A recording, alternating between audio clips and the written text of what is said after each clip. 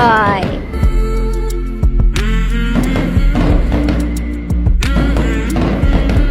আর বিয়ের পর যখন মেয়ে শিয়ালনি ডাকু শিয়ালের বাড়িতে আসে, তখন ডাকু শিয়াল মেয়ে শিয়ালনিকে বলে, বউ, আজকে তোমাকে পেয়ে আমি অনেক খুশি, কিন্তু আমার জীবনের একটা লক্ষ্য আছে, আমি সেটা পূরণ করতে চাই। আর সেটা পূরণ করতে তুমি কি আমার পাশে থাকবে না? হ্যাঁ, তোমার যে কোনো ইচ্ছেতে আমি সব সময় তোমার পাশে আছি। এভাবে বেশ কিছুদিন কেটে যায়। একদিন জঙ্গলে দুটি শিয়াল একটি হরিণ শিকার করে। আর যখন সেই হরিণটা খেতেই যাবে, ঠিক তখনই সেই দুটো ডাকু কাক সেখানে চলে আসে। এসে বলে, বাহ বাহ বাহ, আমাদের জন্য শিকার ধরে রেখেছিস নাকি রে?